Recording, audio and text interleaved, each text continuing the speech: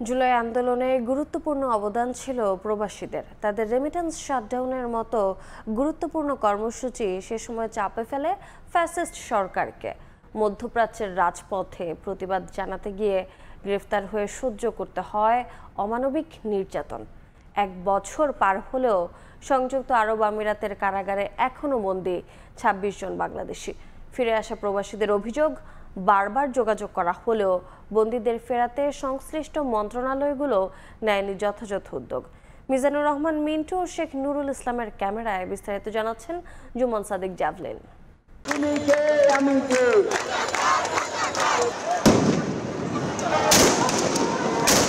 উত্তাল জুলাই, উত্তপ্ত রাজপথ। জুলাইয়ের মাঝামাঝিতে নির্বিচার গুলিতে ঝরা ছাত্র জনতার রক্তের উত্তাপ ছাড়িয়ে যায় দেশের সীমারেখা। গণ অভ্যুত্থানে রূপ নিতে থাকা আন্দোলনে সামিল হন প্রবাসীরাও। তৎকালীন শেখ হাসিনা সরকারের জন্য বড় ধাক্কা হয়ে আসে প্রবাসীদের রেমিটেন্স শাটডাউন। দেশপ্রেম আর বিবেকের তাড়নায় 24 জুলাইয়ে সংযুক্ত আরব আমিরাতের রাজপথে নামেন ইয়াসিন, জাহাঙ্গীর, মিজানের মতো তরুণ প্রবাসীরা, যার ফলশ্রুতিতে পুলিশের মামলায় গ্রেফতারের পর সহ্য করতে হয় অমানবিক নির্যাতন, হারাতে হয় সাজানো গোছানো জীবন।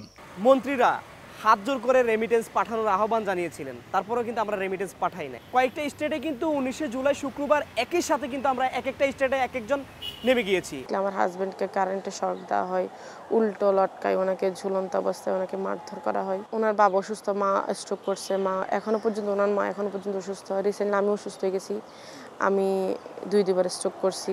চায়ের সাথে সবাই খোঁজে প্রিয় দোস্ত, শুধুমাত্র প্রাণ টোস্ট। আমার দোস্ত প্রাণ টোস্ট। 5 আগস্ট স্বৈরাচারী সরকার পতনের পর অন্তর্বর্তী সরকারের প্রধান উপদেষ্টার সরাসরি হস্তক্ষেপে 27 সেপ্টেম্বর 57 প্রবাসীকে ফিরিয়ে আনা হয় দেশে। এরপর কয়েক ধাপে আরও 132 জন ফিরে আসেন। তবে এখনও কারাভোগ করছেন 26 জন। মামলাও চলমান। প্রবাসী কল্যাণ, পররাষ্ট্র আর স্বরাষ্ট্র মন্ত্রণালয়ে বারবার যোগাযোগ করলেও নেওয়া হয়নি কোনো দৃশ্যমান পদক্ষেপ। আমরা তো সব মিনিস্ট্রিতে ঘুরতেছি, একাধিকবার স্মারকলিপি দেওয়া, এই করা সেই করা, মিটিং করা, যেহেতু কোনো ফলাফল হচ্ছে না, যাতে ডক্টর মোহাম্মদ ইউনূস স্যার ওনার ব্যক্তিগত প্রচেষ্টাই হচ্ছে যে 26 জন ভাইকে মুক্ত করে আনেন, সেই সাথে যাতে এই মামলাটি ওই দেশে বন্ধ করে দেন। অনিশ্চিত নিয়তিকে উপেক্ষা করে যারা ঝুঁকি নিয়ে সেদিন আন্দোলনে নেমেছিলেন, তাদের আক্ষেপ আছে, স্বীকৃতি নিয়েও প্রত্যাশা অন্তত স্বাভাবিক জীবনে ফিরতে প্রয়োজনীয় উদ্যোগ নেবে অন্তর্বর্তী সরকার।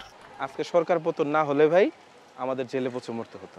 আমরা শুধু একটা সম্মাননা সনদ পেয়েছি, আমার ক্যারিয়ার ধ্বংস, আমার লাইফ ধ্বংস। বিশেষজ্ঞরা বলছেন 71-এর মুক্তিযুদ্ধ থেকে 24-এর গণ অভ্যুত্থান প্রবাসীদের অবদানের ন্যূনতম প্রতিদান দিতে ব্যর্থ বিভিন্ন সময় ক্ষমতায় থাকা সরকার।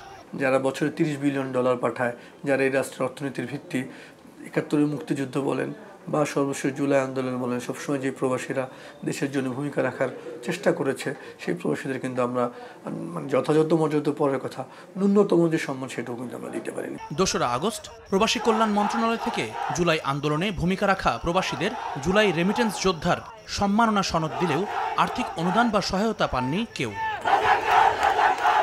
জুম্মান সাদিক জাভলিন, সময় সংবাদ, ঢাকা।